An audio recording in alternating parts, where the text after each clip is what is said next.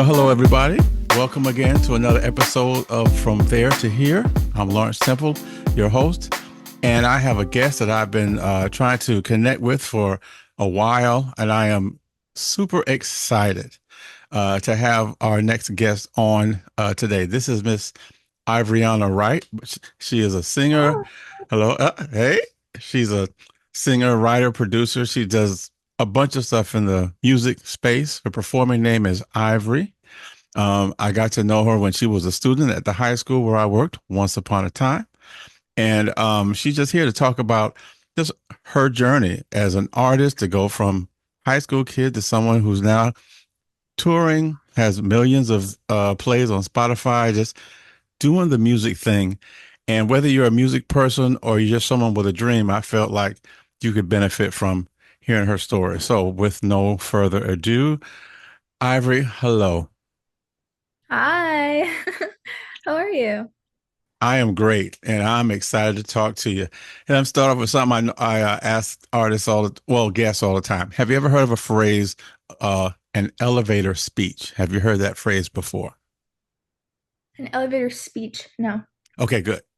So the idea of an elevator speech is you stepped on an elevator and someone else is on there, and you're only going to be on there with them for a few seconds.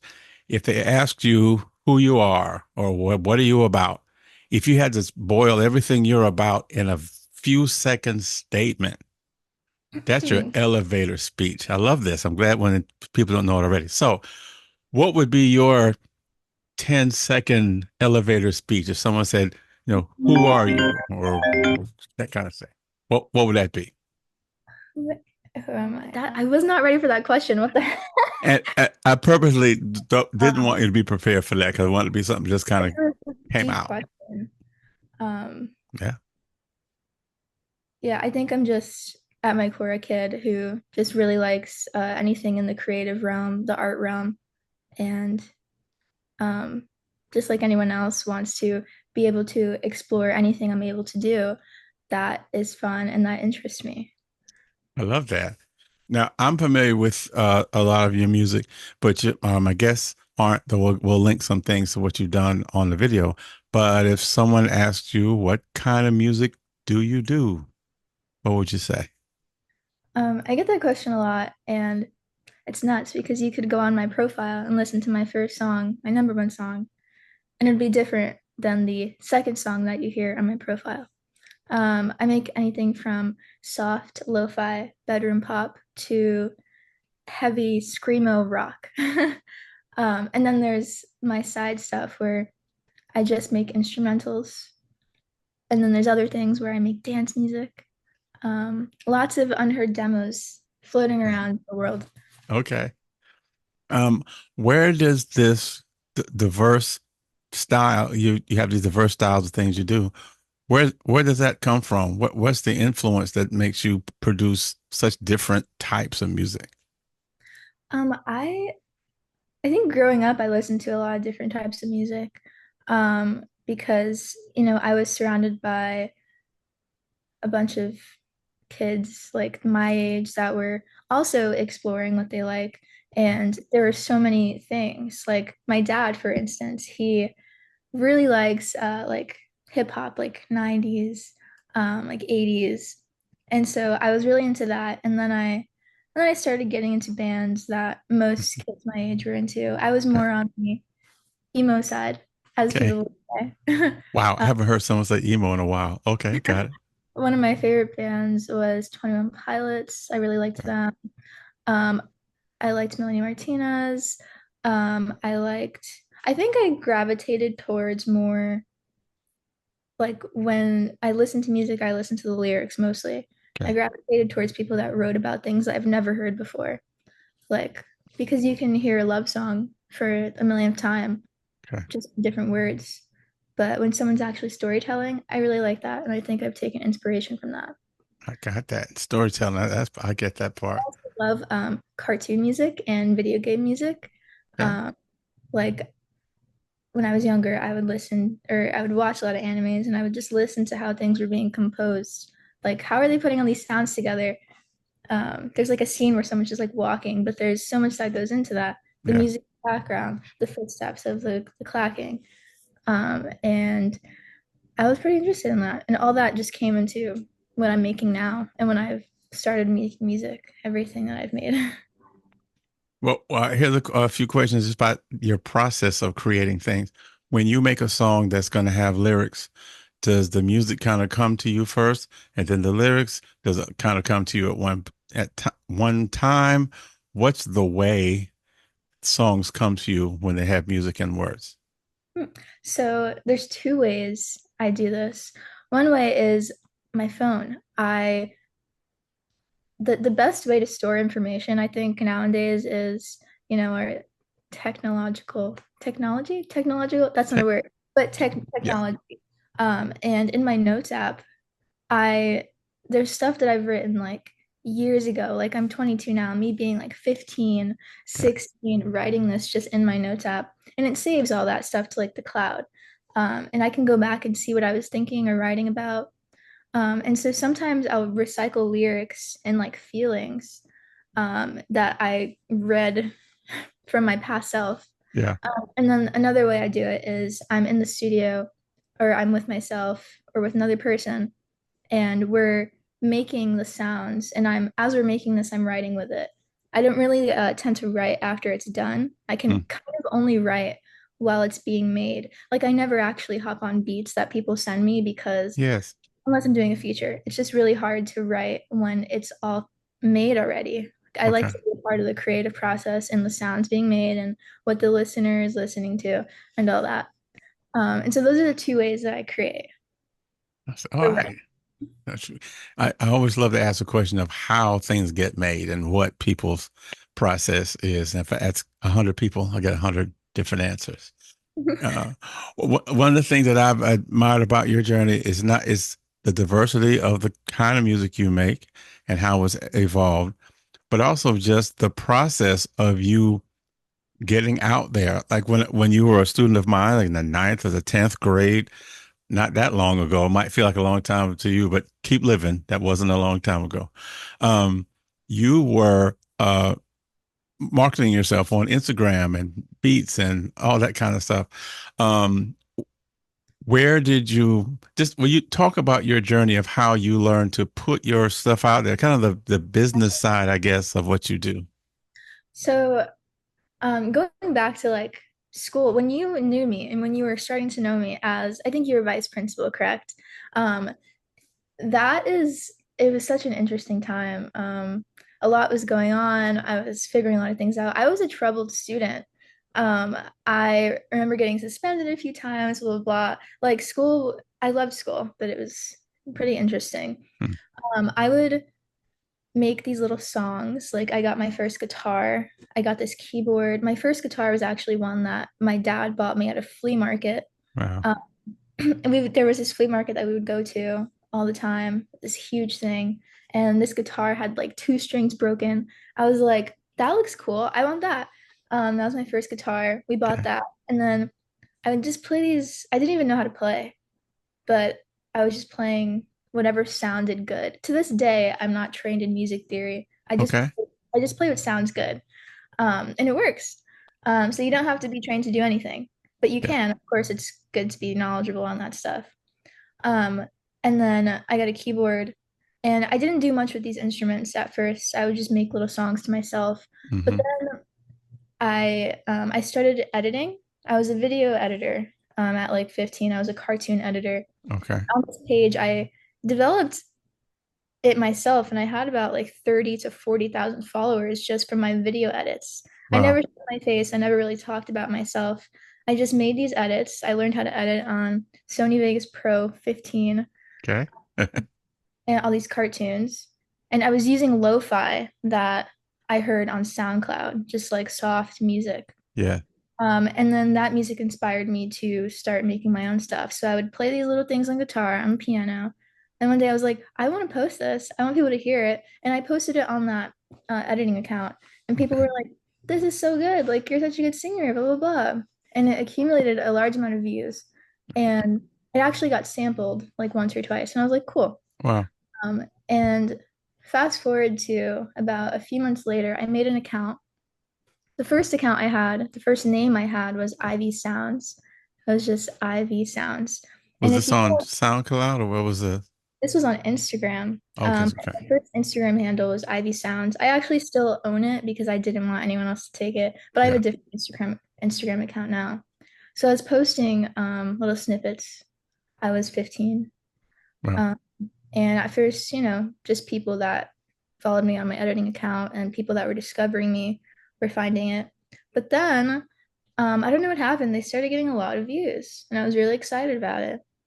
And one day I was scrolling on YouTube and I came across a video, like a song. I like to find music on YouTube. I mm-hmm, came across a song, I clicked on it, and it had like a million or something views. And I was like, this sounds like me. Like this is my voice. This is what I made. yeah, And I went to my Instagram to be like, this is me. Like this is definitely me. And then I had tried to contact the person that made it, blah blah blah. It was really hard. No one gave me a response. But sooner or later, the person did. And I didn't do anything about it then. I got a manager. Someone had found my samples. They were like, "You're being sampled by." Actually, they weren't called samples. They were my little songs back then. But okay, to this day, they're technically called samples because they were like 15-second videos of me singing. This person who is my manager now to this day, he reached out. I kind of ignored him at first. I didn't know anything about the business industry. right, And he was like, "Hey, a lot of people are using your music. I don't know if you know who Shiloh Dynasty is, but it's giving me a similar vibe, a similar situation. So many people were sampling my voice. I wasn't getting paid for it. I was also going through kind of a tough time in my personal life, okay, and me and my family were going through a pretty tough time. Um, and he was like, "Let me get you paid. Like, I can definitely work this out. You're supposed to be getting royalties. You're supposed to be getting credit. mm, I can help you." And so he became my manager. He actually gave me like a free trial run. He did a bunch of work for me without getting paid. okay, That's Matt Alvin. He's my manager today. And yeah, so without me even putting anything out on platforms yet, just me posting my stuff on Instagram, I yeah, was now a full-time musician. At like 17, wow, I was just getting all the money that was owed to me. And with that, I was able to provide some stuff for my family, get my first apartment, get my first car when I turned 18.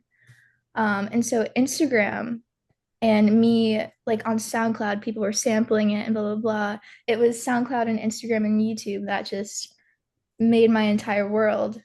Um, Very interesting. I actually wanted to go into the Air Force. mm-hmm, I was in ROTC. Captain Cooper and Sergeant Baker, they're yep, amazing people. I probably wouldn't be where I am without them, you, and I forgot the art teacher, but they helped me out so much. It yeah, was my 3D art teacher. Um, I think about yeah, I definitely wouldn't be here with music right now if it wasn't for the people that helped me out along the way. it. Wow. But I think Instagram, SoundCloud, and YouTube, because that's how my music got when my voice got heard at first. And now I put out music under Ivory. Like I've started working with a producer. I went on this big artist retreat. It was so big to me because I never Mm-hmm. have been out of the state of Florida until I was 17. Okay. I was with artists like Powfu, Roseboy, Jomi, Snow. Now these are huge names. If you Yeah. look up like Powfu, he had something go pretty viral a while ago. He accumulated over 1 billion streams, and I had the opportunity to be on a song with him. I'm on one of his projects. Okay. And I met all these people, and I met this one producer who we eventually had a relationship. We had a romantic relationship, um, and that ended quite recently, about like a year and a half ago. But Okay. because of the people I met at this retreat, I was able to start learning about producers and what they do. Okay. It's very important um, when it comes to making music, because I wouldn't have been able to start making the sounds that I wanted to make and sing on if it wasn't for other people helping me and me learning Ableton. I use a Mm-hmm. I use something called Ableton to make music now. But sorry, Oh, that was a lot, but no, that goes into it. no, that's what I needed. And that's what we needed. I wanted people to learn about the musical side of your journey and the practical part, like you said too. And yeah, I'm familiar with Ableton and some of those other programs too. Now you are from here in Florida, where I am, but now you're in the New York area. So what was the transition like? What was the key that got you to say, okay, I'm going to leave Florida and go all the way to the biggest city in the world? Tell us about how that came about. It was a very, very big transition. So I had gotten my first apartment, my first car. I was living by the beach, and like getting to know myself, like living alone and stuff. And just online, things were taking off. I was like, wow, wow, wow, wow. And then I realized that like I wanted to make things. Like I was doing my own production, but I Yeah. wanted to make more. Like I wanted to be able to like tell someone what I heard and they make it and I do what I want to do over it. And we Okay. like work on it together. That's where producers come in. And in Florida, I didn't know where to start, but there were a lot of people reaching out to me wanting to work. And so I was like, okay, I can either stay here, be close to my family. Okay. Um, at the time, I was kind of like a loner. Like I had friends, but I was going through a really weird like mentality shift because of some things that were happening around me. And then one day I was just like, I'm leaving, Wow. and I ended my lease there. I packed my car up and I got a U-Haul. I had my grandparents drive the U-Haul and I left. Wow. All that happened in the span of 3 days. I didn't tell my parents. I didn't tell my friends. Wow. I only told my grandparents, and I was in New York a few days later. Wow. Um, and I, of course, reached out and told my parents and told my friends. Um, but I kind of just left. And it was a good change because I got to finally expand what I was wanting to expand for so Okay. long. I was able to work with so many new people and get out into the world. I think I was a little bit sheltered as a kid. I wasn't, there was just so much more to the world than I knew. Uh, Okay. and so I moved at um, right before my 19th birthday. I moved, yeah, a few months before that. Okay. And it was a lot. It Yeah. was like I had to make new friends and everything. And I was also trying to make music and I didn't know anything. I just knew like what my manager was telling me. I had to get a lawyer. I signed my first deal with Warner Music, who I signed with ADA, who's under Warner. It was a distribution deal, Okay. but it was a huge shift. I think it really helps me though. If I was still in Florida, I wouldn't be able to do a lot of the things that I was able to do. New York, New York and LA are the two hotspots in the US Hmm. for music and working with people. Um, the two biggest cities for music, I guess. Okay. I think that's fair to say. Yeah. Um, but yeah, huge shift, but it was much needed. And I feel like if you are going to be a musician, sorry, there's a dog barking out there. Sorry. I feel like if you are going to be a musician, then you might have to change your location up if you want to be close to everything. Okay. Yeah. You said so many good things here. I could go 10 directions from everything you said. Let's do a couple of things. You said for the music industry type people, you said a couple words. Want to have you go back and explain. Can you explain to us what a producer does? Because we hear that name a lot in the credits, whatever. What does a producer do? That's question one. So, um, if you're listening to music, if you're listening to like Drake or Rihanna or Beyonce or these huge names in music, they Hmm. have a large variety of producers that they work with. If you go into those music credits, you're Yeah. going to see like a bunch of names, and half of those are probably going to be producers, or maybe like two or one. I strictly work with only a few because they have what I want to do in mind and they know my style. I might move my locations, and what producers do for the most part is create the bass line or the template for what the artist is going to be singing on. They Okay. do all the instrumentation, all the sounds. Um, it's interesting because you made me realize that a lot of people might not know what a producer does. Mm-mm. Um, but like I learned how to produce from a producer. Okay. So they really do everything that it takes for someone to sing onto a beat. They make beats, they make compositions, they make the instrumentation. And so everything you hear that's not the artist's voice was probably done by a producer Okay. on something like FL Studio or Ableton or what's the other one? Logic. There, Logic. there's also so many more, but those are like the main ones. But yeah, a producer is very important, and a producer makes the baseline for everything. Okay. And are you technical or skilled or producer enough now that if you get an idea out of the blue by yourself, you could write the lyrics, sing it, create the music, and do the whole thing yourself if you want to? I assume you have done that as well. So yeah, I used to produce much more often than I do now because now I have people that I like to work with, Okay. and they do a great job at making what I want in a production.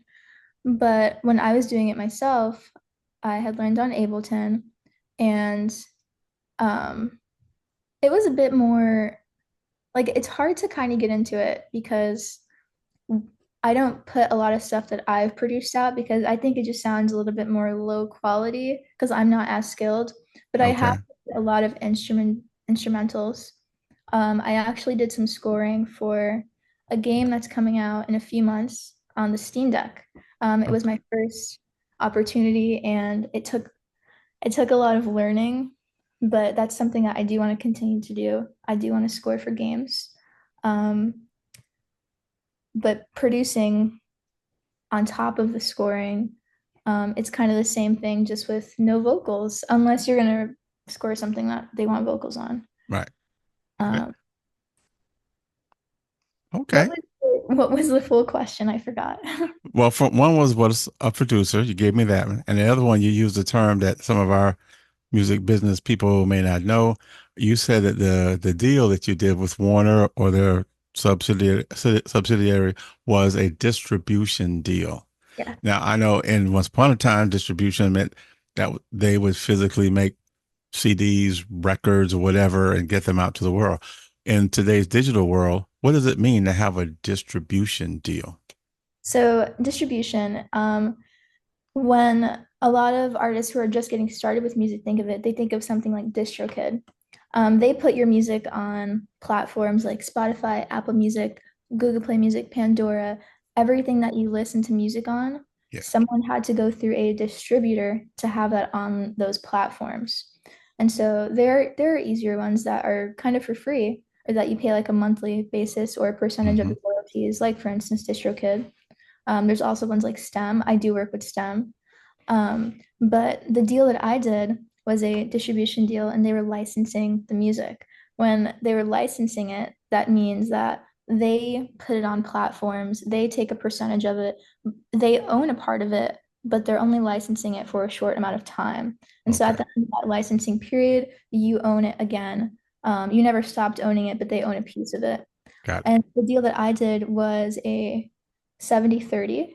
And it worked out pretty good for me. I got an advance up front that I could use. It goes into my pocket. I could use it for all my personal needs.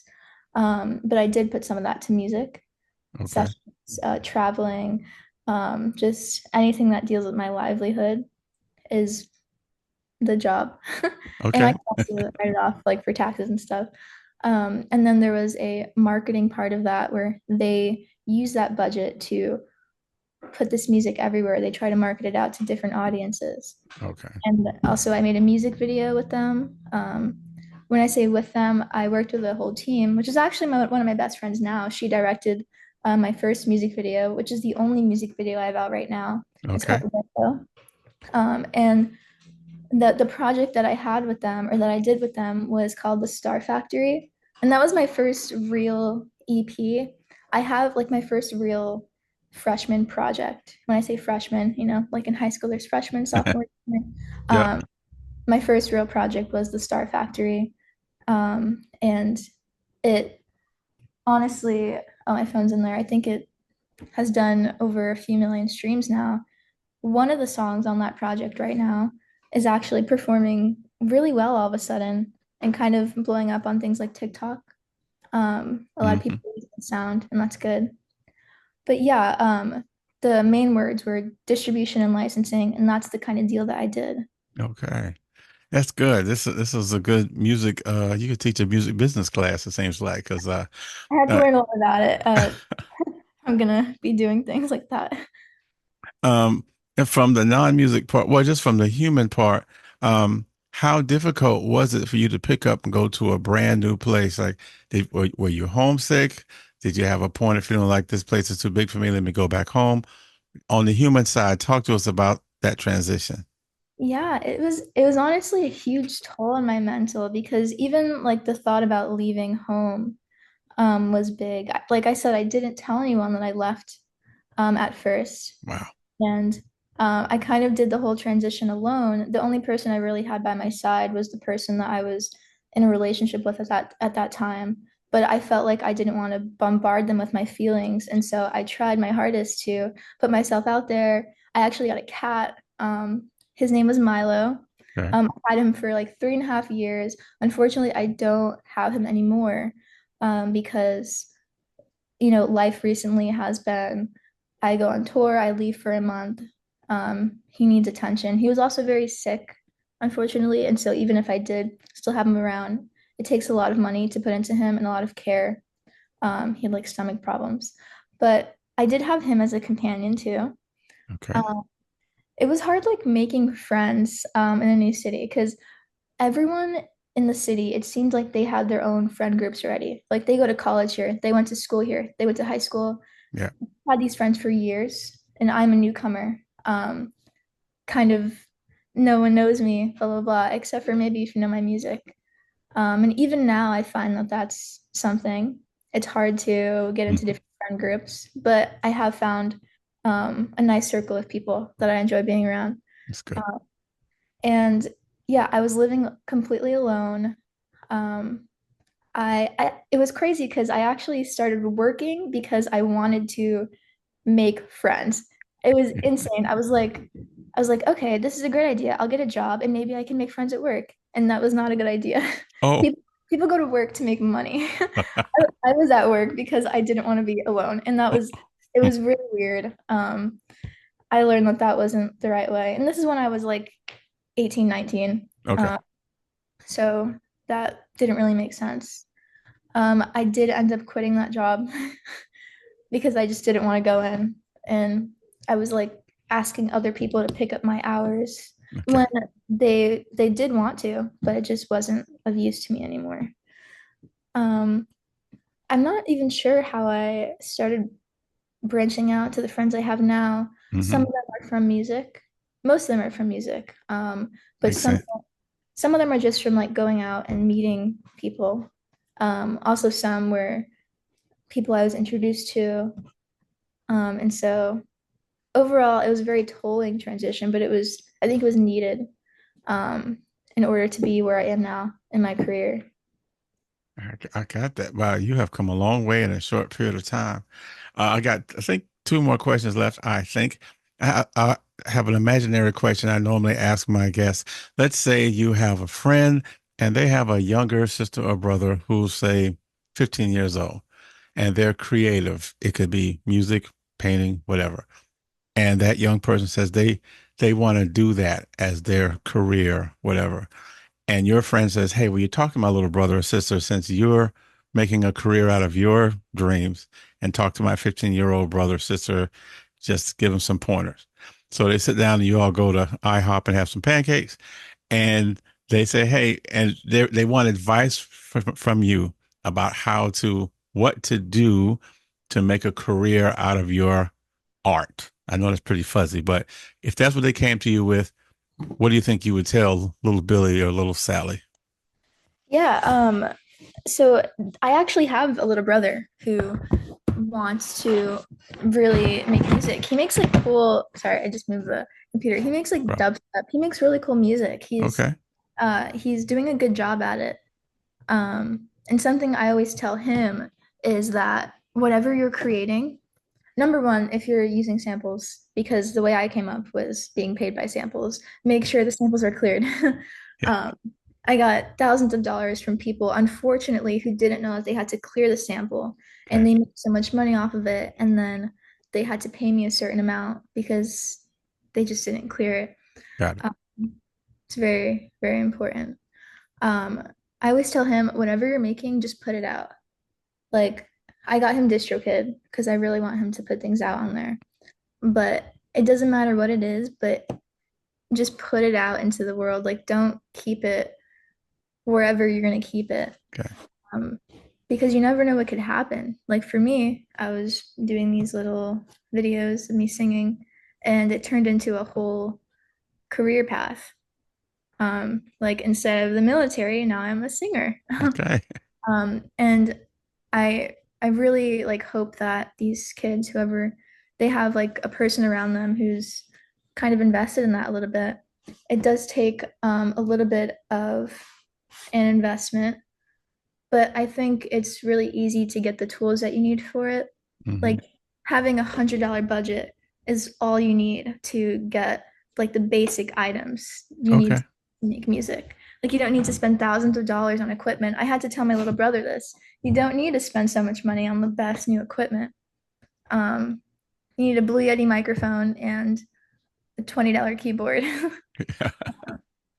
And even if you're gonna make music on a laptop or a phone, you don't even need something as expensive as a laptop nowadays. Okay. You can use BandLab or GarageBand. Hmm. Like who is it? Was it Steve Lacy? I think that's his name. He Yeah. made music on GarageBand, and now he is a very popular and successful musician. And also, I encourage younger people to, when I say put your music out, don't just put it out, put it also on social media and not even try to market it, but just keep pushing it. Okay. Because again, you never know what could happen. That is tremendous advice. Great advice. Great advice. And I guess my last question, because of my time, I have super love this. I'm gonna call you about this afterwards. Um, can you what's next on the horizon for Ivory? Is it touring? Is it more recording? What's coming up?